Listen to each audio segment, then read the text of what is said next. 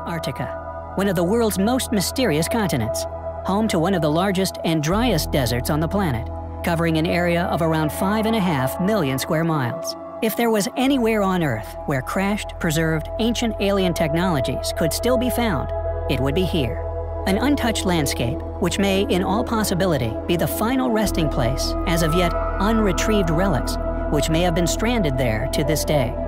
The deep sea, which surrounds Antarctica, for example, are some of the most difficult and inhospitable environments to explore anywhere.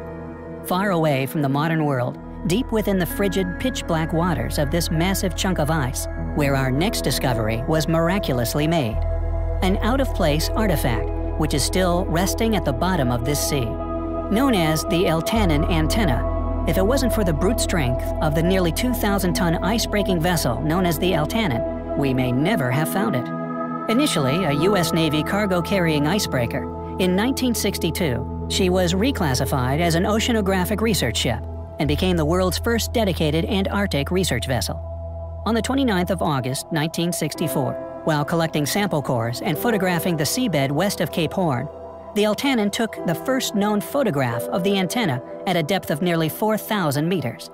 The first public mention of the unusual object would not surface for several months. A news item which appeared in the New Zealand Herald on 5 December 1964, under the heading, "Puzzle Picture from the Seabed," would briefly disclose the discovery, yet any further exploratory missions, if indeed there has been any, have been operating in secret. Similar to the Baltic Sea anomaly, yet positioned at a far deeper depth, in an extremely remote, cold, and lonely part of our world, it too shows all the hallmarks of an artificially created object. The question is, what could it be?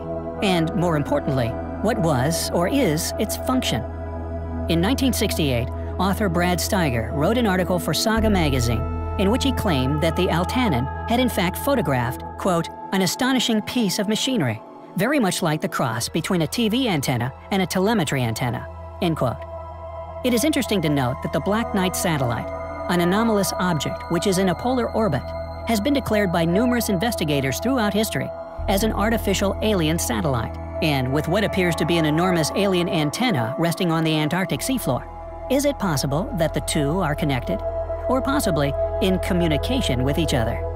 In 2003, Tom DeMary, a researcher in underwater acoustics, contacted oceanographer A.F. Amos, a member of the Eltanin's crew in the 1960s, in an effort to debunk any theory involving artificial design. In turn, Amos referred DeMary to the 1971 book The Face of the Deep by Bruce C. Heezen and Charles D. Hollister. It seems Hollister had already attempted to identify the mysterious object as a carnivorous sea sponge. However, these attempts to discredit any unusual hypothesis was solely based on the same photographs we are privileged to. Further photographic exploration of the object, if undertaken, has been done in complete isolation from the public. What is the Eltanin antenna? A mere sea sponge? An actual alien antenna? Whatever it is, it seems certain fields of study would like you to believe it's natural.